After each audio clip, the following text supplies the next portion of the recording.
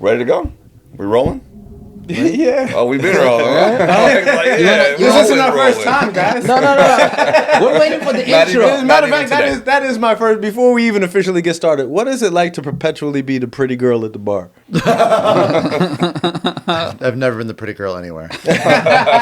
But to always have that feeling that people are looking at you like, oh, I can do that. You're an object of desire to people. Intellectually. I mean, I will say, just to be totally straight with you, I do not feel that way. Obviously I've got more visibility, especially recently, but like I'm like a D- list celebrity, right? Like I'm in Evanston, if I go out in the community, people know who I am, but they also don't care very much, right? Like it's not difficult to go through life undisturbed, I'll say that much. But Sure. And before we continue, can you just introduce who is this D-list celebrity we have tonight? For someone I said who D-. D-. That's black belt humility right there. This guy, you got to watch out for him. Please, if you could do the honors. Yeah, I'll start. This is we have the mayor here, guys. This is the mayor of Evanston. Daniel Biss. It is. First of all, sorry for starting late. We had a day, and we're very appreciative of you being here, folks. This is Daniel Biss, mayor of Evanston, a town that I love, and I live here and I work here. He's a former state legislator, currently running for Congress in Illinois 9th District. Am I getting that right? Yep. And also former academic. So we're fellow academics, a University of Chicago mathematician. If my homework was correct. That's right. So totally normal transition. Math professor to politician. I can't wait to talk about Happens all the that. time. I can't wait to talk about that. Yeah. But yeah, we're very grateful for your time. We know your time is very precious these days, especially not only being the mayor, but you're running for Congress. Sure. So we appreciate And taking by that. the way, where are we at and what are we doing here? Well, yeah, that's right. Like Sepehr. It's a great question. Well, my name is Sepehr Vakil. I'm one of your co-hosts. This is PCWB. We're at Northwestern University. Professor and a comedian walk into a bar. I'm Sepehr. What's up, guys? What's going on? I'm Samir, and as you can tell, Sepehr today, he has to censor himself because he lives in the city that our mayor Daniel runs in. Okay, I pay taxes in the city. I don't want to. Yeah. I work for you. There you go. And I'm your other co-host, Mike Knight. I'm just happy to be here. I'm interviewing a mayor right now. Told you, Ma. No, literally. So this morning I was with the kids. I was telling the mayor I have twins. You guys know my kids. So I was with the kids this morning. We were at the YMCA, Goldfish, Evanston, and then brought them home. My wife took them to Chicago. They're staying with my mom. But I told my mom that I was gonna be picking them up, and I'm late. So I just texted my mom, and guess what I told her? My mom, I'm running a little bit late. I'm with the mayor. Yeah. I'm with the mayor right now. Yep. And the immigrant community, it's a big accomplishment here in America to be with a leader. But in the immigrant community, it's as if you are with the president of the United States. It's a big deal. You know what I mean? Yeah, it's a big deal. Yeah, it's a huge deal. And so thank you for making the time for this.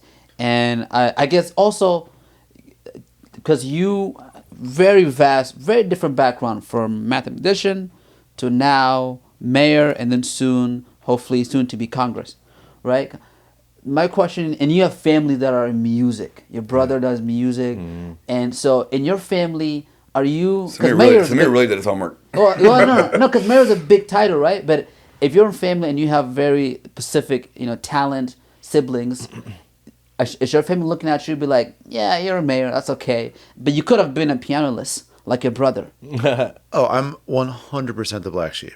100%. So here's the deal. My family are all musicians. Gotcha. Like everybody, my parents, my grandmother, my other grandmother, my uncle, and now my brother, all professional musicians. Wow. And so my brother, right. I mean, there's no explanation. Switch to birth, no one knows.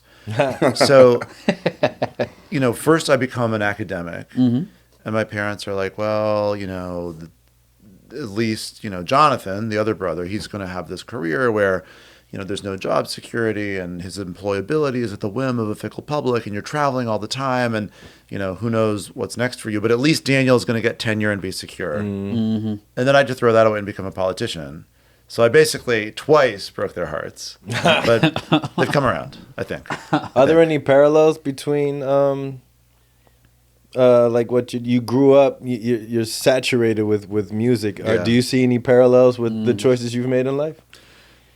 I mean, I think a few things, yeah. So part of it, non-vocal music, it's like as abstract a thing as there is, right? A piece of music without words, what's it about? It's about nothing. It just is what it sounds like. And pure abstract mathematics is also one of the most abstract things that people do. And so obviously it's not like musicians are solving math problems for fun in their spare time typically, but there is some connection there, I think, stylistically and cognitively. And then in terms of the politics, I guess I would just say not really, except I grew up in a house where people were really, really focused on social justice, right? And talking about what's wrong with the world and how can we make it better. And making it better through art is very different than making it better through politics, but they're both fundamentally about connecting with human beings and making their lives better in some kind of deep way. What about making it better through abstract mathematics? Right. I mean, that's the thing, right? That's why I left, honestly. I loved it. I loved math. I loved teaching. I found it very, very beautiful. But I also, I picked that profession when I was 15. Which branch of mathematics was it? So the kind of narrow branch that you haven't heard of was called algebraic topology. It's broadly, it's in geometry. Yeah, no, it's of all the algebras. It's a real crowd pleaser. It's a real crowd One of pleaser. the best. Geometry basically is the broader area. So I'm like 15 years old, fall in love with math. Right? This is what I want to do. It's all I wanted to ever do. It's the only books I'm ever going to want to read, the only classes I'm ever going to want to take. This is what I want to live and breathe and eat. And so I decided then I'm going to be a math professor. Wow. And the thing about being 15 is maybe you don't know yourself as well as you should. And so I wind up getting my dream job, right? I'm on the faculty at the University of Chicago. What more could you ever ask for? And I enjoyed it very much, but I also felt like, well, hold on. I'm in my office by myself solving problems that literally 6 other people in the world might care about. And there's a whole world out the window burning. And I just felt like I needed to do something to make things right. Oh, wow. And so I started just organizing. I didn't know I was going to be a professional politician. I just showed up to organizing meetings. Now you're a professor. Yeah, I'm a professor. And like before tenure, or like you're kind of on that path. I was a tenure track assistant professor. Exactly.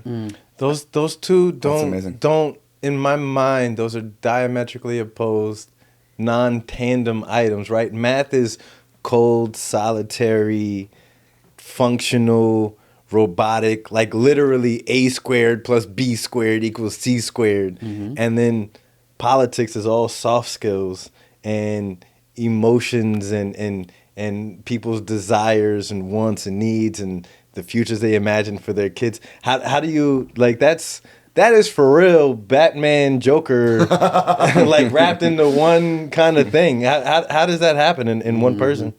I mean, I think for the most part, you're right. And I'll be honest, my mathematician colleagues were kind of like, what are you doing? Right.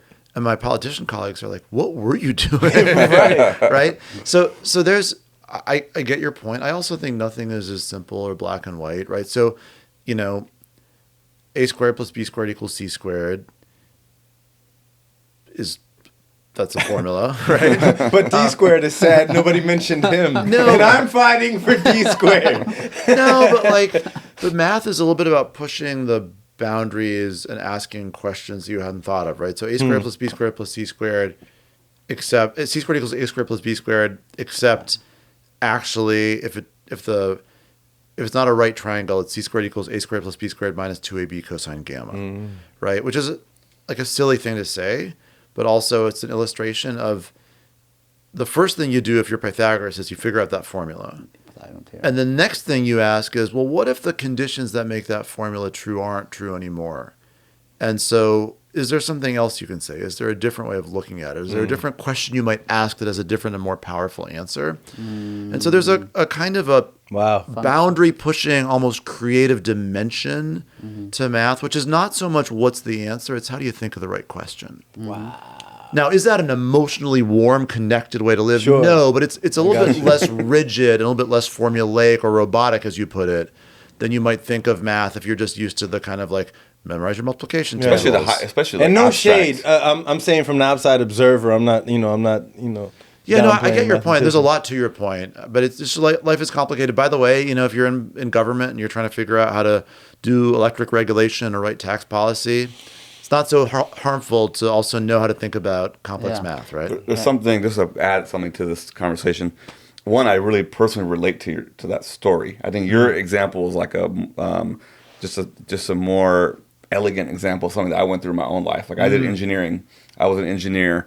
I have my master's in electrical engineering, and my dad is a mathematician. My uncle's a mathematician, and he also works in topology. So I kind of grew up with a lot of math and engineering around me, but it wasn't, kind of feeding my soul. I was working as an engineer in the Bay Area. I've told the story to these guys a few times, and the work I was doing was feeding into the military-industrial complex. I have family in Iran. There was moral problems I had with it. I kind of left. I got passionate about education. I was running youth programs in Oakland, California. That took me into education. So your story, just kind of on a personal level, really resonates with me. Okay, here's my question for you.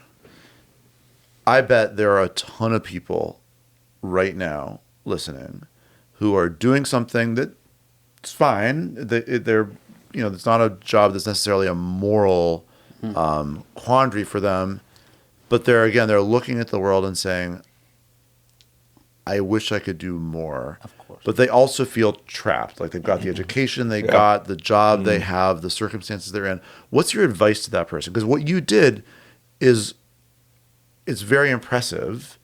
And I think a lot of people would say, I can't do that myself. Take the leap before you get married and have kids. Wow. Dude, you're not wrong. That was what I did too. I did. I don't know, because I was in my like, mid to late 20s, and I was like, I'm leaving my engineering gig, which was I had a nice salary. The profession of engineering in my culture in Iran is like one of the highest professions, right? Yeah. So I had to leave that and go and study education. My family, what are you doing? You're going to education. So I never, it was the best decision I ever made in my life. I met my wife in graduate school, blah, blah, blah, blah. But the other part of it that's interesting really quick about like the math and like politics piece is that like in other parts of the world, like I don't want to plug my book, but I just published a book about the story of engineering in Iran, essentially. I don't want to plug my book. They've heard from me. I'll push through it. No, I'll push through it. But here's where you can find it if you're curious, okay? Link on Amazon. Link on Amazon notes. It's all over the place. Okay? Use code PCW.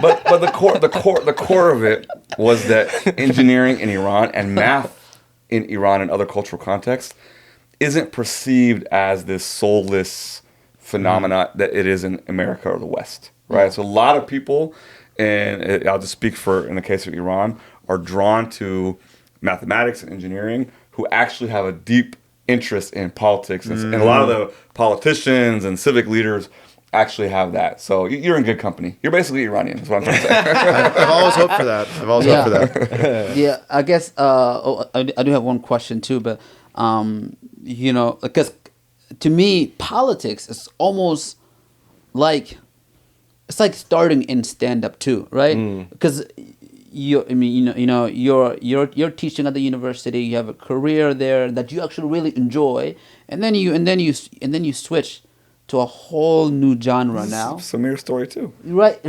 Well, I mean, mine is not even remotely close as the mayor. He was in medical school. And then well, I got into it, but I didn't step into it yet, right? But like for you were already there. You're teaching, and you have a career, and then suddenly you're like, I'm gonna go to politics, because politics, mayor is pretty high in the realm of politics. Well, I'm pretty old. Right? Say it again. I'm pretty old. It's been a while. Well, but like when you started, you have to start from the scratch, doing the small little work that I'm sure you're looking at it and you're like, that helped person A, B, and C, but someday this will come help the entire city and the state and so forth, and you go, and then you just keep going that way. But like, I'm sure the first few years, it was just like basic work that you're doing, that you're not really seeing the bigger picture. Or did you see the big picture from the beginning? I had no idea what I was doing. I felt this hunger, this sense of, I gotta. So let me say, I didn't give any specifics before. So when I said I was old, I wasn't kidding. So I started at U Chicago in 2002. Gotcha. Right. So you think about it. I move in October 1st, 2002. It's a Yeah. year after September 11th, 2001. It's 6 months before the war in Iraq starts. Right. So the government's lying to us. Right. The president is lying to the country, lying our way into a war. Yeah. By the way, I saw a lot of Democrats just kind of too scared to tell the truth, which they knew. Not Jan Schakowsky, our congresswoman here, who I'm running to replace. She got it right, and she was brave, and she was strong. But a lot of other Democrats were not. And it just felt really, really wrong, just deeply wrong, that we were not willing to tell the truth, and that there's going to be untold suffering and death as a result. And then, the war starts, and we start seeing these pictures of torture being done by U.S. personnel in Abu Ghraib. And I just felt like I can't just let this be somebody else's problem. I don't know what I'm going to do about it. Yeah. Right? There's no manual for what a math professor who wants to make the world better, through government should do, but I'm going to just try stuff. And so I just started showing up to meetings and doing organizing, and pretty quickly I got roped into organizing thousands of people from the north side of Chicago and the north suburbs to get on these little yellow school buses and ride up to Wisconsin and knock on doors in the election back in 2004. And so it wasn't even that I had or didn't have a bigger picture. I just found stuff. I just, found ways I could help. And those were both meaningful and empowering, but they are also training. Like, I learned stuff and I figured out, oh, here's how this world works. And I just fell in love. Like, the idea that you could have a whole bunch of people who individually felt totally powerless, and then you mass them together and they were this fearsome thing that could change the world. That's beautiful. Yeah. And I fell in love with that. And so it's a sort of messy answer, but it wasn't like I had some 47-point strategy. I just showed up and started feeling around. I didn't know if it would be a career change or a hobby, or if it was a career change, would I be a politician running for office, or would I be a staffer or work in a think tank? I was just looking for ways to somehow help. Would you say that, because to me, and correct me if I'm wrong here, whenever I think of politics here in America, right, most politicians are either come from a family of politicians, or or they come from a very well-established family that is very natural, in a way, almost organic for them to just go and be like, I think I'm gonna run for the mayor, or I'm gonna do this and go into politics, right? But every now and then you see someone from the everyday people that would just be like, I think I'm gonna go into politics, and everyone can resonate to that, right? From like AOC, working regular job, to even the new mayor of New York, right? But then your case is the same thing right now. It's the same story where you're an everyday citizen who's working a normal career job, and then from there you just looked around and be like, we're suffering right now, and we need better leaders. I'm gonna go up front and do something, and you just start doing something, and that led to where you are right now, potentially being a senator, right? So it's a very inspiring story. But what do you? I guess my question is like, what do you want? Because as an audience, for me, I look at that and I get inspired to be like, I could also do that. I could also go help out, and little baby step will lead to something in the future, right? What do you want the general audience to know from your story? I think by far the most important thing is that you have agency. That this is a world where it feels sometimes, to some of us at least, that it's hopeless. The government's too big, the political system's too complicated, the corporations are too powerful, the rich have too much money. What can I do to make a difference anyway? So I'll just keep my head down and mind my own business. Yeah. And the message that I want to share is, we have the ability to make a bigger impact than we sometimes think. It doesn't need to be through running for office and becoming an elected official yourself, though it can be. But, when you try to organize, whether you're organizing your block or your neighborhood or your city or your region or your state or what have you, you can build power in this country. You can build power, and then you can become a force that has to be reckoned with. And I I don't know. I'm so worried that we're in a time of, just abusive policies and violence and cruelty. Yeah. And retribution, right? Where people might be scared to even speak up and stand up because they're going to have Trump come after them and lose their job or be otherwise kind of attacked. I just want people to know that if we stand up, we have an opportunity to make real change. Mm-hmm. And when we all who want to see real change choose to stand up, we become unstoppable, right? The reason there's such an effort at intimidating people into silence is because it really is the case that if everyone speaks up, we can change the world. Yeah. We have to, I think, shout out, and I say this as a Evanston resident, as someone who's concerned about everything going on in the country with ICE. Samir made a bunch of really powerful social media videos about ICE in Chicago. In Evanston, under your leadership, has made some pretty big waves and headlines about the coordinated efforts to stand up, and it's actually been pretty inspiring to see. And I don't know the full story, and I'm actually going to ask you to kind of help us kind of get the picture. And not to downplay it at all, he was getting hundreds of thousands of views, and they ended up using some of your material to do an op-ed on you in, was it New York Times? Or? Oh, yeah. No, that was, it wasn't the New York, it was the NPR, I believe. NPR. Okay. Yeah. And my mom literally sent me an Instagram. She never, she doesn't know how to use Instagram, but the first interaction I ever got from my mom was a private message to me sharing Samir's video. What video was that? It was a silly video of ICE agent chasing this person in a bike. Oh, you saw that one. I saw that video. You saw that video. And then my mom sent me a message too, and she was like, "Remember, you were not born here, so be very careful with these videos." Okay? Right. And I was like, "That's a good point. That's a very good point." But you were mayor. You were pretty. You've been out in the front of this issue in Evanston. I think Evanston kind of became very visible across the country for a city that's been standing up to ICE, and people came out in the community. Yeah. That was I think another thing what I noticed. I saw ICE agents, and people were out putting their bodies on the line. People were really standing up. But what was it like for you as a mayor? What were some of the specific things that you did? What was the direction to the police department? Because my sense was that the police weren't cooperating with ICE, and that was was that from the mayor's office? I mean, that was a policy that we passed. Actually, part of that started before I was mayor, and we've strengthened that policy but deliberately because we had to. I mean, there's a lot of different things to say about this. So tell me how long you want me to go on for. But look, Greg Bovino was here on Wednesday. Yeah, you guys almost had a street fight. Before you even say that, there was an article about the mayor with Greg. Right, the article that came out, which is also crazy headline title. I liked it a lot. It was like, Mayor of Evanston Daniel Biss squares off with ICE. I was like, oh, well, you got my attention. Let's see what's going on, right? And then from there, I mean, the article kind of goes in detail, tells you what happened, the whole situation. I'll let you explain it, but it's just. Why the hell was he in Evanston? That's a good one. Yeah, I have no idea why he's obsessed with us. I don't know. I don't get it.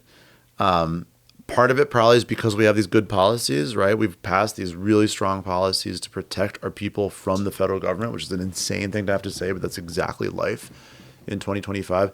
So, I would say there's a few things. First of all, we passed 1 million policies. We're trying to do everything we can on the legal side to keep people safe. So when I say welcoming city ordinance, so that means the police won't cooperate with ICE or any other federal civil immigration enforcement. It means something else too, though.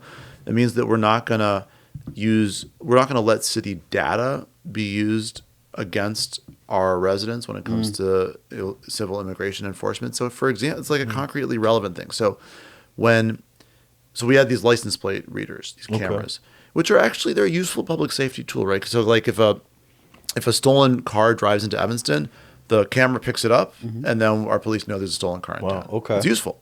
Wow. Okay. Yeah. Here's the thing, though. The vendor was not trustworthy. The vendor, we had reason to believe that they were willing to share the data they got with ICE and Border Protection. Yeah. So we took down the cameras. And the vendor came back and reinstalled the cameras against our will. So we had to go up and put bags over the cameras so they wouldn't be spying on our residents. Wow. A private contract? Yeah, there's a private company, and we said we're going to stop Right. We're going to take these down. We're not going to pay you anymore. We don't want you in here. Right. But here's the deal. They charge us for this service because they want to act like a public safety company. They're not a public safety company. They're a data mining company. And so even if we're not paying them, they still want those cameras up because all Somebody that data else is is valuable. paying for 'em. Exactly. So we had to literally cover up their cameras with bags so they wouldn't be, usable. So that's one example. Another example is we passed an ice-free zone resolution, so they can't use our public, parking lots or a police station. Like I was talking to the mayor of Hammond, Indiana, who said ICE just commandeered their police station as an operations base. They can't do that here. We also said, and here's to your point, we also said to our police, listen, just treat it like any other situation. So if there's a 911 call, a supervisor from our police department goes out, tries to get name and badge numbers and verification that these thugs are actually federal officials at all, right? Because they're like anonymous mass goons. Yeah. And so on Halloween, there was a horrible incident in Evanston. It was awful. They were violent and brutal. And we talked about that incident on this podcast with an immigration attorney. Thank you. Yeah. They caused a car accident, so we were like, "Hey, it's a car accident. We're going to get an accident report." And what did that mean? That mean we got their driver's license number that's in a police report and their names. So now these guys' names have been made public, which is actually super important, right? Because if you want to ever hold them accountable when there's no longer Trump as president, you need to know who to hold accountable. Yeah. I don't think I'm not aware of any other police department in the country who's gotten the names and badge numbers of these guys, but we were able to do that. So all that stuff that our city government is doing, we're holding Know Your Rights trainings, we're printing up Know Your Rights cards in a bunch of languages and having them available all over town. We've printed these signs for stores to put in their windows, not only saying that ICE is not welcome, but also kind of giving information about folks' rights. So we're doing everything we can as a government. Which, by the way, too, just human nature, anonymity. Most people, you put a mask on them, they're gonna take more liberties with their power than they would if they have to be accountable for who they. Look at the internet. Any comment section. Yeah. I couldn't agree more, but I think it's worse than that, right? I mean, of course. like, what is government? Right. Government they have a monopoly on violence, right? Right, like what a police department is allowed to do that is violence, right? To put handcuffs on somebody and put them in a cage, that's an act of violence. I've heard democracy is two wolves and a sheep arguing about what's for dinner. Two wolves and a sheep arguing what's for dinner. But government by design, it gives itself certain powers that nobody else has. And those powers, when properly used, make a society work in a way that's functional and orderly. But those powers need to come with a very high degree of accountability. Yep. Right? If those powers are going to be utilized for good and not for oppression, there has to be absolute transparency. There has to be full accountability. If you allow the violent power of the state to be used by anonymous people, you're destroying any hope of that accountability and that transparency. And that's why people use words like fascist or authoritarians, right? When anonymous goons from the state can deploy violence against you with no accountability, that's what authoritarianism is. The Gestapo. Yes, sir. But then there's always this argument, right? There's always an argument like, hey, we're just loosely throwing around these words, fascist and authority, but the thing is, like, authoritarianism or fascism, the action is there to back it up. And what you're saying is the actual action of what's happening right now. So on Wednesday, as I'm face to face with Greg Bovino, one of the things that happened was I said, Can you tell us about kind of the backup of this? How did that happen? Why the hell was he in town? Did you get a call from the chief of staff? And like, what? I have no idea why, like, who Bovino's travel agent is. I don't know how he picks where he's going to go. But, when they're in town, my phone blows up, obviously. So it wasn't like an official thing. Just people in town were like, holy shit. Can I say that here? Yeah. People in town were like, holy shit, Bovino's at the gas station. And I was like, all right, we're good. Go. So we drove up there. And there's, a lot of people heard about us. There's a traffic jam. So I jumped out of the car and ran the last block. Where was it exactly in Evanston? It was the gas station at Green Bay and Asbury. Oh, okay. I was down the street from Laugh and Flow, by the way. No, hey. Yep, Yeah. yep. Yeah. Shout out Flow Kitchen. So I saw him there, and I walked up to him and wound up face to face, and we had this kind of conversation. By the way, while I have the chance that I might not have ever again, right? What is the actual, on a human level, what is it? You're sitting there, you're eating your Cheerios, you're reading the newspaper, you're thinking about your next speech, running for Congress. Boom, yo, he's at the gas station. What is this feeling? Is this a fireman that's just sitting there watching Days of Our Lives, and then the horn goes off and you got to start? Is your blood pumping? Is your Yes. main first line of team calling you? Check, I'm here, I'm there, boom, we're here, we're going. I was like, my heart rate went through the roof. Like, it's super stressful. And like, so they were here a lot in like late October and a little bit early November. And it was just awful. It was awful. It was so Of course it was. bad. Like, I'm getting emotional just thinking about it. Like, It agitated the entire community. the entire community. That's what I was hard to explain to people who don't live here. Like, it wasn't just the people who were abducted or the people or their next door neighbors or their employers. It was everybody. The fact that every school child in Evanston had indoor recess I on was Halloween. just gonna and say so, that. like, you got an 8-year-old, you got to explain to your 8-year-old it's not safe to go outside. I'm sorry you had to play inside, but the government was here, so you couldn't play outside. Yeah. Dude, what is that? Yeah, they were making Right? him and my son, my 8-year-old third grader at Oakton, was making artwork with his friends about like Down with Ice, and they were putting it up all over Oakton. Teachers were cooperating, and there's a lot of refugee kids, immigrant kids, undocumented kids, And a lot of in undocumented Evanston. parents. Yeah, right? a lot of people don't know kids that with about undocumented Evanston. parents. Evanston is important to actually say that to folks, because people think of Evanston as like this rich, wealthy suburb, but it's actually quite diverse. There's a lot of variance when it comes to socioeconomic status, immigration status. So these things are very real. They're not Very. made up anxieties. No, this is They're- not somebody else's problem. Yeah. This is our problem. And the fear of the government just being outside to 80 years old kid, that is the definition of fascism right there, right? So okay, so take us back. So that we had that. I mean, our every day was just such high stress. Every notification on the phone was like, where are they? What do we do? How do we help people? You know, you didn't move move without a whistle with you, right? 'Cause Right. It was like I kept telling my friends from out of town, I was like, you don't understand. We are under occupation, and we were forming an underground resistance army.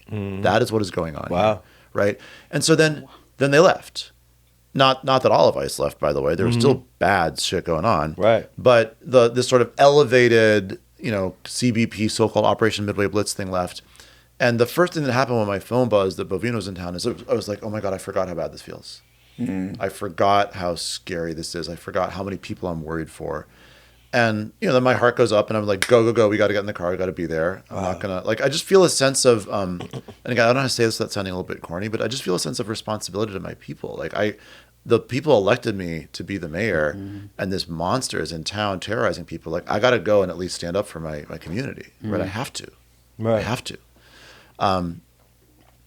And so, it was super tense, and we're driving over there, and when we arrived, I saw him there, and I walked up to him, and we wound up face to face, and obviously he didn't know who I was, but someone yelled, "Oh man, that's the mayor!" And we wound up in this conversation, and actually it happened twice, because then after that interaction, they went to Home Depot, and I followed them there, and I was face to face with him again there. And I'll tell you anything you guys want to know about the conversation, but it was actually the thing that brought it up was at that second conversation at Home Depot, I was like, you cannot be here and abducting our residents without a warrant. And he said, you can't use the word abducting. That's irresponsible use of language.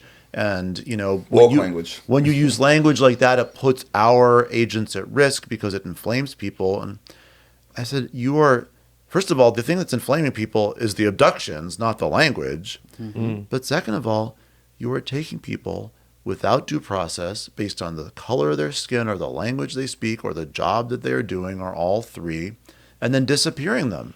That's not law enforcement. That's abduction. What is your sense of the man himself, like his character? Because I can't imagine he sees himself as the bad guy. He has to justify his actions to a degree, to himself and to his family and his family, his support system. Being that you've had chances to lock horns with him, what do you take away from his character? He struck me as incredibly sarcastic and condescending. I know you don't. His basic message was, I'm here because you refuse to keep your community safe. so I'm going to do it for you. Which, by the way, as I said to him, the thing that is unsafe in our community is his agents. Yeah. Right? What is he referencing there? Because it's not like So that's a funny thing. He was like, I'm here to deal with all the violence, crime from immigrants. and I was like, what are you talking about? And he's like, well, he actually said, well, you not knowing is the problem. But here's what I can tell you. Knock on wood. We're getting kind of close to 3 years with no homicides in Evanston. Right? We have made such progress on safety. Such progress. By the way, it's because the police department. What do you attribute that to? Many different things. It's a lot of things happening at once, but part of it is the police department is really good and they're community minded, right? They're not like imposing violence on the community. They're collaborative. Our police chief, Shanita Stewart, is like of the community, knows the community, and is really a believer in community police partnership. So I think that's part of it, a vision of policing that's humanistic and collaborative as opposed to kind of coming on from on high is really critical. Frankly, her leadership has helped us recruit a lot of really the right people into the police department. So our headcount is up, and it's up with people who believe in that same vision of community-driven public safety. But I don't think it's policing only. We've done a bunch of other stuff. So we set up something called the CARE team, which is non-police emergency response. So now if you call 911 in Evanston, the dispatcher decides, do you need an armed, uniformed officer with a badge and cuffs, or do you need a social worker? Or someone with lived experience dealing with crisis who can help de-escalate, who can help connect you to social services, whether that's housing or food assistance or job assistance. So we have both of these efforts, and they're operating side by side. And we've worked on other programs. We do not only reparations, but guaranteed income. We understand that if people are genuinely economically struggling, the first thing we can do is put some money in their pockets to give them the breathing room to then get that extra level of education to get that secure job. Anyway, so all these different things, whether it's policing or non-police emergency response or social services or income supports, they together create this network of tools that I think in conjunction have really done a lot to keep the Zohran Mamdani needs to come and learn from Mayor Biss about how to enact some real positive change. I guess the question is, with this monumental success over the years with Evanston, the crime being down, everything being down, is the national government, are they recognizing that? Because, to me, right, the fact that ICE is here saying that we're trying to keep the city safe because you're not doing your job, to me, it shows that they don't really care. They're not recognizing the safety of Evanston. That's one. Two, this sounds to me, to the national government, it's all about politics, because ICE is sent only in political, and only blue states. I don't see ICE like in many of these red states. Of course. So first of all, I think they don't care is the most important words you said. They don't care about the truth. They don't care about reality. That's not what this is about. This is a TV show. Right? This is the Hunger Games. They're making a TV show about violence to use as a propaganda tool. It's not about safety. It's about propaganda. Right? So that's part of it. Part of it is, of course, you're 100% right. In Evanston, it's kind of collateral damage, right? Chicago means something in the national kind of discourse, right? So for Chicago, that's a Democratic town. It's a diverse town. It's a town with a progressive black mayor. Yeah. Right? So that's just a juicy target. They love using Chicago as a tool for race baiting. Yeah. And that's what brought them here in the first place. Oh, they've got a twofer, though, right? Because J.B. Pritzker is a governor who's a very prominent, effective Trump critic. So they've got a prominent, effective Trump critic as the governor. They've got an African-American man as the mayor. Yeah. They've got a city that's famously diverse and progressive and does have a real crime problem. Chicago? Yeah. Okay. Chicago. And so all of that's like, what could be better than a place to wreak havoc and create mayhem? And of course, they can use the fact that there is still a real crime issue in Chicago, although, by the way, it's getting a lot better, It is. as an excuse to pretend that what they're doing is about safety. What they're doing is not about safety. Yeah. It has nothing to do with safety. It's made Chicago so much less safe. Yeah. If we could stay here for a moment, and I wanted to ask you a question with the utmost respect. I'm a big. I had asked you before the camera started rolling. If you're a reader, and obviously you said, when you have the time, which you have less and less of anymore these days, which is why this is so dope that you are sharing some of your time with us now. What I am. Okay. Look at the reflexes on this guy. Okay. Not only does he have the best hair I've seen this decade, he's a fan of nice socks, such as myself, That's an establishment. and the reflexes of Peter Parker. And he has not aged. Not whatsoever. He's eternally in his 30s. My question. I don't remember my 30s. My question is. I love biographies. Anybody's biography, I'm gonna read it, and I've been a fan lately of political. I've read Promise Me Dad, Biden. I've read Art of the Deal. I've read Becoming Michelle Obama. The Audacity of Hope. Whatever. Right. What do you say to the people, and by people I mean myself, pretending to represent however many other people, right? Millions. But I would say, and millions is a percentage of billions. So what do you say to the people who believe that politics, to a degree, is pomp and circumstance, right? Because when you bring up the governor of Illinois and how he's opposed to the president of the United States, I read that they collaborated to build the Commodore Hotel in New York City circa late 70s, early 80s, right? And so for certain people in their minds, my mind, right, there's a level of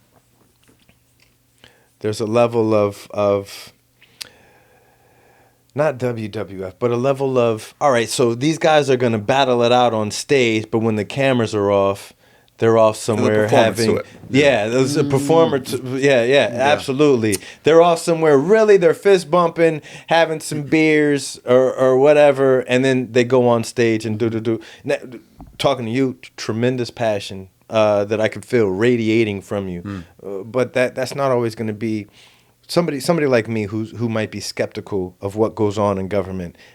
Is what I'm seeing really what's happening, or is this just a tip of the iceberg?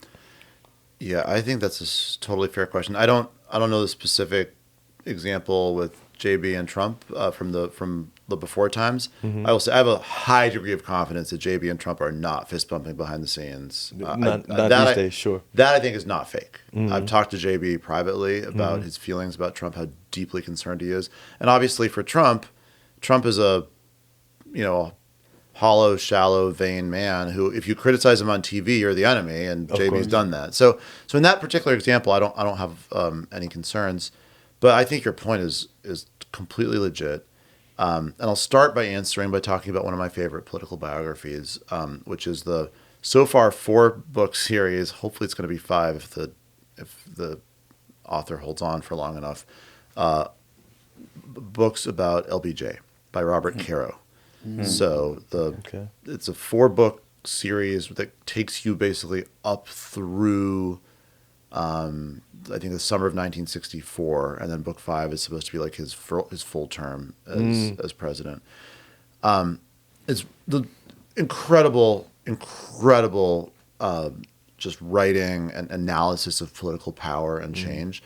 But the reason I mention it is the author, Robert Caro, talks very honestly and bluntly about, like, hey, listen, if you're looking at LBJ's life, you have just these 2 strands that are there the whole time. One is naked ambition, and I will step on you and climb on you if it gets me 1 inch further, including if you're my grandma, right? Like, whoever you are, I will crush you, and I will do what it takes, and I will lie.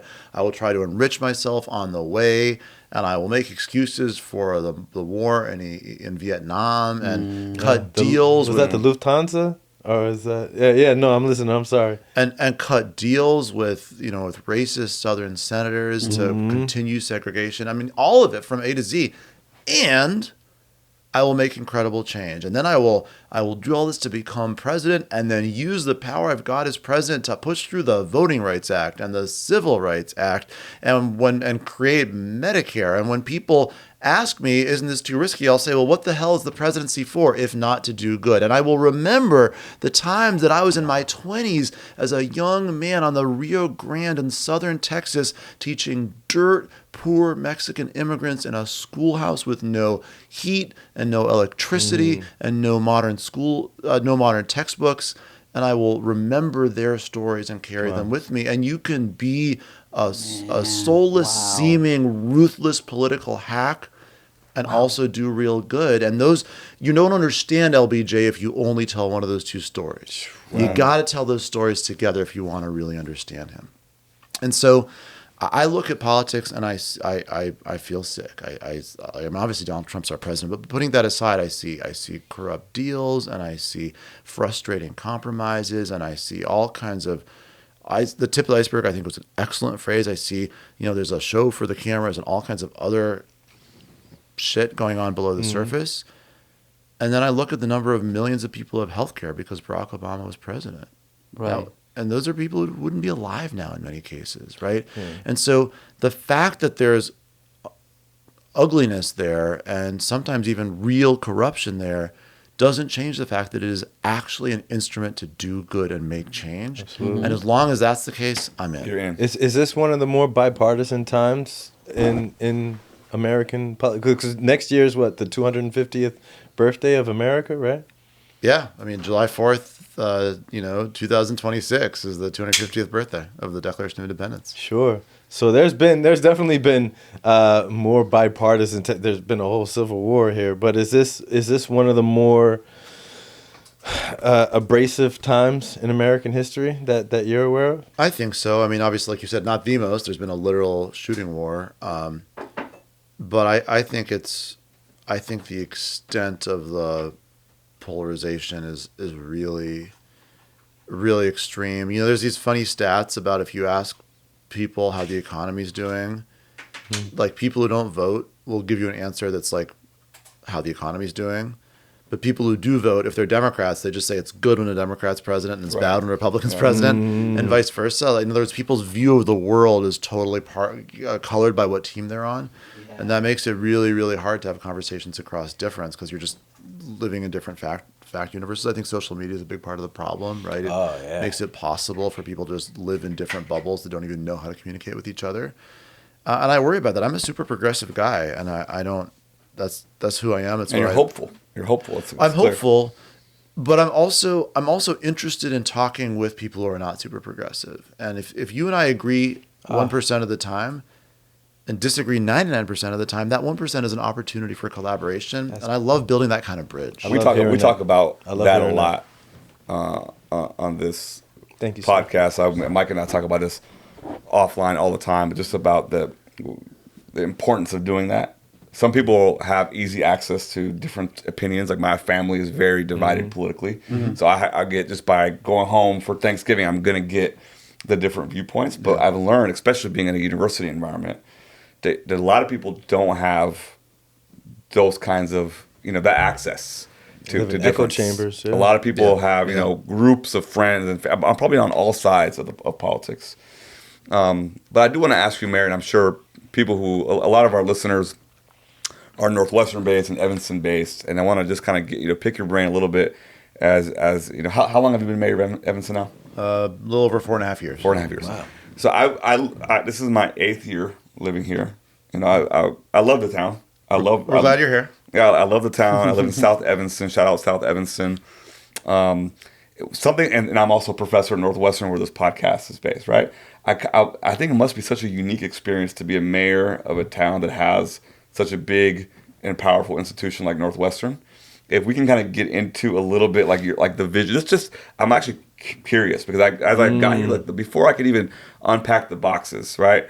I learned from my Evanstonian neighbors, right, very quickly that there's a deep tension in this town with respect to Northwestern, right? Almost I felt like I had to apologize. I hear stuff about the football field. That's one, and actually that's something that that I've observed in your leadership of the city that I appreciate, which it seems like you're kind of you're leading with your own values and your own kind of, because with the stadium, for instance, you brought the stadium up, very controversial issue, right?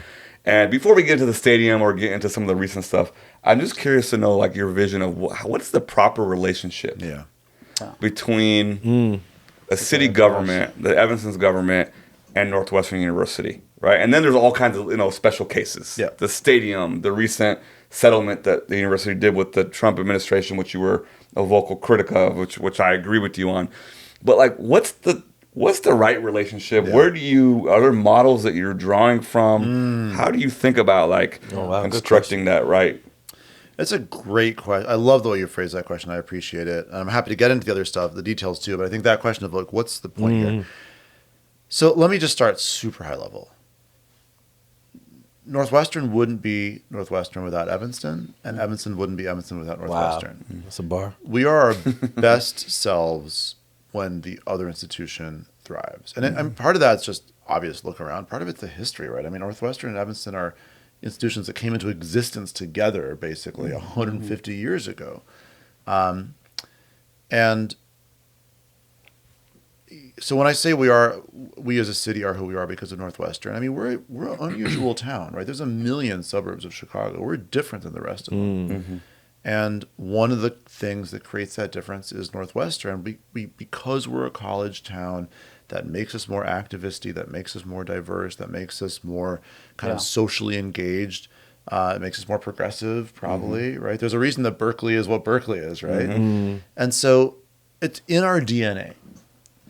And I think that is a really good thing. I think that ferment and that diversity and that all kinds of different ideas coming here from all over the world. People all are engaged. The time. People are engaged. Yeah. Which makes my job harder, but also makes my job more interesting. Right? So at the core, what I would like for us to do is to focus on the positive sum. And I'm glad that we're having this conversation physically at CESP, the School for Education and Social Policy, which I think all of Northwestern can be an opportunity for positive sum interactions. I think CESP is at the kind of apex of that. So what do I mean? Little specific example. I have a friend at Kellogg who every quarter she sends a student in one of her public policy classes to do an internship with me. Okay. So I've been mayor for 4.5 years. So whatever, there's 3/4 a year. We've had like 13 of those or 14 or something, and they've all been good. They've varied a lot, the projects, but one of the projects that I think is easiest to explain was this woman was really interested in gun violence, and so I had her research gun safety storage ordinances and laws from states and localities from around the country. And I had her dig into Illinois law and work with legal experts. And she wrote a best-in-class gun safety storage ordinance for the city of Evanston. And then we passed it. Wow. So we have a law on the books today that Evanston residents are benefiting from because of this internship. But also, not to be immodest, this student had an educational experience she couldn't have gotten anywhere else. She couldn't have gone to a business and actually written and passed a law and learn what goes into that, not only the research, but the working with all the different stakeholders and constituencies and testifying in front of a committee and getting it done. So that was us giving the educational institution an educational tool they couldn't have gotten anywhere else, and them giving us an ordinance that's keeping our people safe.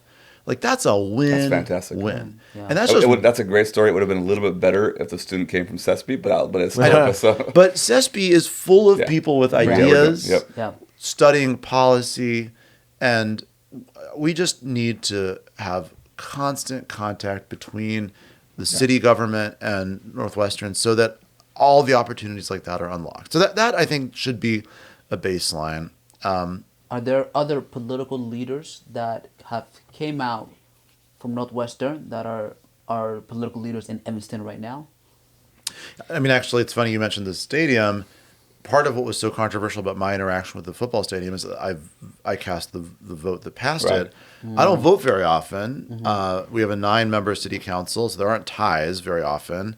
But the reason there was a tie that I had to break there was because it was a 4-4 vote. How do you have a 4-4 vote with 9 people on city council?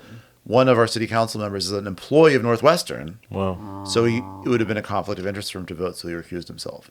So it's a long way of saying, we've got actually a Northwestern employee on our city council. We have people who've been students at Northwestern. I think the tension that you describe is real, and it's mostly around money, right? This is this incredibly wealthy organization. Yeah, I mean, the critique of the stadium essentially boils down to Northwestern didn't do enough in that deal to give back to the city. Which I think is wrong, by the way. Obviously, I wish they would have done more, but we got a lot out of them. I think, frankly, we did a really good job pushing them to give more. But yeah, I mean, they don't pay property taxes. So you've got like this institution with a $16 billion endowment, and they're building all these fancy buildings. And somebody's got a $400,000 bungalow, and they're trying to figure out how to pay their property taxes while Northwestern pays nothing. It doesn't feel good to people. I get it.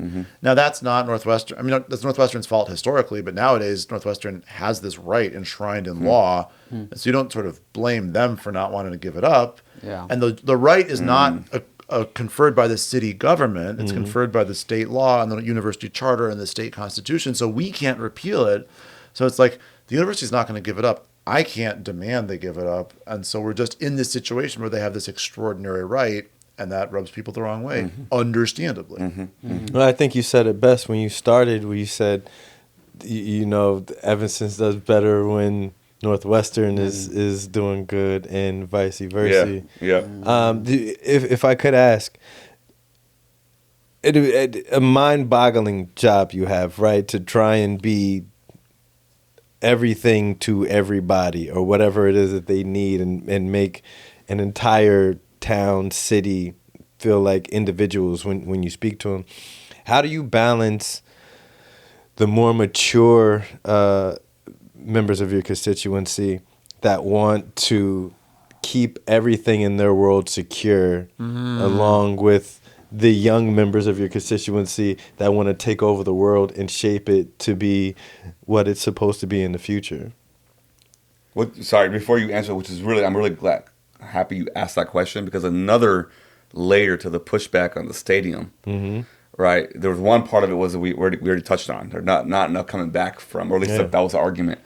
The other part of it was North Evanston homeowners being anxious that the stadium would bring, a lot of people from the concerts and whatnot, which has got them pointing to that kind of tension around. I'm in my 40s. I don't want nothing to change. This should be the last iPhone I have, right? But if I was in my 20s, I don't want things to stay the same. This is for this is for older people. How do you balance that? There's a lot of old people in this town and a lot of young people. It's kind of interesting. I don't know what the breakdown is, but it's not a young town overall. Not overall. I think you identify the hardest thing about the job. And I will tell you my personal bias. I am not very change averse. Like, I'm open to change. I'm not, like my wife and I live in this modest, we live in a little duplex, right? So there's a two homes side by side. We live in one of them with our kids. Next door is this big empty field that's being developed. I don't care what goes there. I don't like if they want to build a 15-story building next to it. They won't. It doesn't make sense. It doesn't work with the zoning. But it wouldn't bother me personally as a neighbor. Like, I'm not the kind of person who's like freaked out about what's going to be next door to my house. Got it. Right. But I know that other people are much more concerned about change on their block, for example. We've caught that personally in our block. Our house was remodeled before we bought it, and since I've been on, we live in Harvard Terrace. It's what's it called? It's a historic district, right? And there's neighbors who I've met over the years who have expressed to me not being very happy with the remodeling because it takes it out of sync with the historic district. There's people who hold on to this kind of that kind of runs through the town. Sorry, it's a very common thing. No, not at all. That's a really helpful example. So, we've been talking a lot about zoning, right? So I mentioned we live in a modest townhome, right, attached to the adjacent home. We couldn't afford to live in 95% of my own neighborhood. And the reason is our house is illegal to build in 95% of our neighborhood, where what they require is single-family homes that are detached on large lots. And so we're really concerned about affordability in Evanston, but then we make it illegal to build the kind of homes that might be affordable to a middle-class family. Yep. So we're talking about changing that, which I think we should change. It created a lot of backlash, a lot of concern. People had a lot of questions. And initially, we were trying to go really fast and just get it done. So we've slowed down dramatically. We're probably going to do it 2 years slower than we initially intended. And so what I'm trying to do here is to exactly strike the balance you said, to honor and include and take seriously the voices of those who are concerned, to bring them to the table and build a product that works for them, but not to back away from the willingness to make big changes, to actually make big improvements. And that's a really tough line to walk. And if you push too far, too fast, you lose people. And you need to bring people along, and you need to incorporate their concerns. And if they say, hey, I kind of like where you're going, but let's do it this way and not that way, you got to listen to that and be open to that. But you also can't allow all of the concerns to shut everything down and pretend that your town's frozen in amber and that you're just never going to change at all. Because if you don't change at all, you're in huge trouble. It's tough to afford to move to Evanston. Yeah. Right? And if we don't allow people to build different types of housing, it's never going to get easier. I mean, I've also heard, like, Evanston is very progressive, but at the same time, there's also a limit to how progressive they are, right? Like, I've heard from, like, people in Chicago where they'll say, like, in Evanston, you can see a sign in the house that is very progressive and that's welcoming everyone. But then if there's like an empty house next to that neighborhood and you're like, hey, I'm going to have some, a certain group of people are going to move in this house. They're like, yeah, can you not do it here? Can you like do it in the other neighborhood? Right? So I've also heard about that, about Evanston being kind of... there's an image. It likes to see itself as progressive. There's a lot of elements of the city that have a long ways to go. But because as a mayor, I feel like your job is also directly affects the civilians of whatever city you're running, right? As opposed to other political position where you feel there's a distance between you and the effect that, right? With you have it directly there. So whatever you decide affects them personally, right? And so is there a particular mayor that you look up to in the past that you're like, I want to run the city like this person? I know Rudy Giuliani. Giuliani. It's not Rudy Giuliani. I'll tell you that. But not what it is now. But I remember in the past, I wasn't even in the country then. But after 9/11, I heard, he was one of the greatest mayors for his city at the time. Right? And the people look at that like, what America's changed? mayor, I believe. Yeah, is what right. They call And then how do we go from America's mayor to Rudy now? Like what happened? Something happened that got to here. But like, I guess my question for you is like, is there someone in particular you looked up to or for guidance or anything that kind of shaped the way you run the... That's a great question. Now. I think of mayors today. I think Michelle Wu in Boston does a great job. I think she's does a really good job of living simultaneously her progressive values and the practical needs of just getting the trash picked up and so the city like really works, and she's pushing the envelope on progressive policy. I think that's a really exciting thing. It's interesting. I think a question of who's a historical mayor who I most admire. I should probably learn my mayor history better. Nobody instantly comes to mind, but that's a great question. Can I go back to the Northwestern question one bit? Sure. So, for the viewers who might not be aware, and just to kind of update the conversation, with all the back and forth drama between Northwestern and the Trump administration, the latest kind of development in that saga was that Northwestern settled essentially. With the Trump administration. They paid a big fee. They agreed to all kinds of egregious things that a lot of us are quite embarrassed by, being a faculty of this university. And Mayor, you spoke up. You wrote a letter that was critical, which was cool to see because of the kind of previous. So on some cases, you're kind of on the side of the university. On some cases, you're critical of the university. Just any insight into kind of what led to that letter, kind of what came of it. That's part one of the question, and part two is what are some innovative, progressive ways for Evanston and Northwestern to cooperate in the next kind of 5, 6, 7 years? Nice. Yeah, that's a great question. And I mean, I just call it like I see it. So I voted for the stadium. I thought it was the right thing to do, and I can explain why if you're interested. It's not that interesting. But I thought it was the right thing for the city, and I voted that way. And some people were like, oh, he's the Northwestern guy. Very shortly thereafter, we had a climate change ordinance called the Healthy Buildings Ordinance that Northwestern hated. And I pushed like hell to get it passed, and we got it passed, and Northwestern was furious at me. And people were like, wait, I thought you were the Northwestern guy. And I'm like, no, I'm the do what I think is right guy. And I love it when I get to be on the same side as Northwestern. And if I have to be on the opposite side of them, I don't envy them. Yeah. So then came this deal that they cut with the Trump administration. And look, I tried to be clear in my statement. The number one villain here is Donald Trump, clearly, right? The Trump administration was doing extortion. They cut off $790 million in grants, the lifeblood of what makes this university so great. And the university really was over a barrel. That said, I don't think that caving into Donald Trump helps anything. And I don't think it ever helps. And I think that what other universities have learned, and what law firms have learned, and what media organizations have learned, if you start giving him some of what he wants, he's going to come back for more and more and more. And I think when someone is a bully like that, you've just got to stand up to him.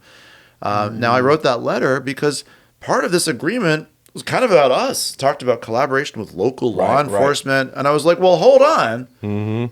What do you want me to do? And so again, to me, the person who needs to be put on blast here lives in Washington, D.C. at 1600 Pennsylvania, not in Evanston. And so I didn't write a letter to Northwestern. I wrote a letter to the Secretary of Education saying, what are you doing here? What are you asking us to do when it comes to policing and public safety and protest? Because I know that I don't have the same view as Donald Trump on policing nonviolent protesters, that's for sure.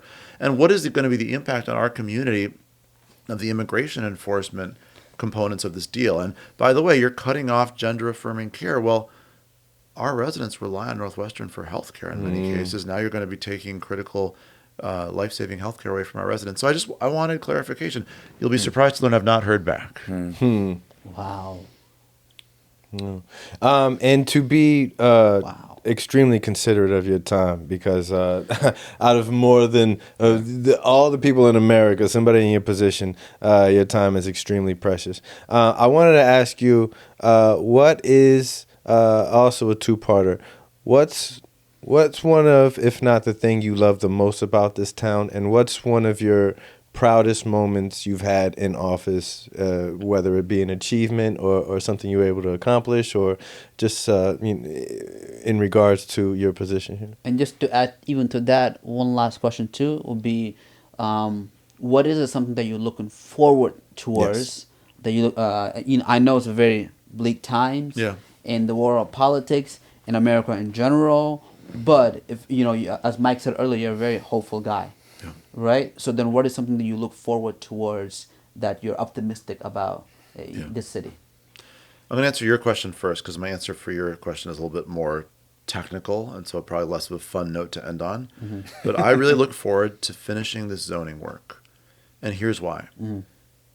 You said it in a harsher way than I would say it, but I would say we as a city talk about our diversity, our racial and our socioeconomic diversity.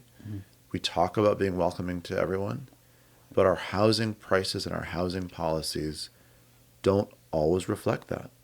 And when we talk about diversity, I want every neighborhood to be diverse. It's not diversity on paper of like all the black folks live on this side of town, all the white folks live on that side of town. That's not diversity. That's just like a math trick. But if every block is diverse, then you have within the block. Our block, all the diversity is in the apartment buildings on either end of the street. And during our block party, it's very, very evident. Because the folks in the apartment buildings aren't truly included. They're not explicitly excluded, but there's not a sense of true integration and belonging. That's a great point, So if you have that real integration where people are living and playing and their kids are walking to school with people from all different walks of life, not just in part of Evanston, because that does happen in part of Evanston, but it doesn't happen to the extent that we would like in all of Evanston, that creates the real electricity and vibrancy and understanding that is the benefit of true diversity. And I think the housing policies we are working on now have the opportunity to create that for Evanston, and I cannot wait. So that's my answer to your question. To your question, you asked a two-part question, but actually it's the same. What you asked me what I'm proudest of and what I love most about this town. The way I've seen this town show up in reaction to ICE, it's one of the most moving things I've ever experienced in my whole life. I'm so proud. I'm so proud that when these goons and thugs come to attack our people, it's not just one or two people or hundreds of people. It is thousands and thousands and thousands who stand up, who patrol. When I called the superintendent of our elementary school district on Wednesday when they were here, and I was like, there's going to be hundreds of people that drop off at every school keeping those kids safe, right? Because our neighborhoods show up, and people put their arms around each other. And so that response, that genuine community connection, I'm proud to have played a small part of it, but I know that I'm a small part of it. It's way bigger than me, and it reminds me exactly why I moved here almost 20 years ago. Wow. That's amazing. Ladies and gentlemen, this has been PCWB. I am your co-host, Mike Knight. And I'm your co-host. I always look at the wrong camera. And I'm your co-host, Samir Abdul. And I'm your third co-host, Sepehr Vakil. Thank you very much, Mayor. Thank you so much. Thank you, Sepehr. Thank you, Mayor. Absolutely. All right. That's it. That was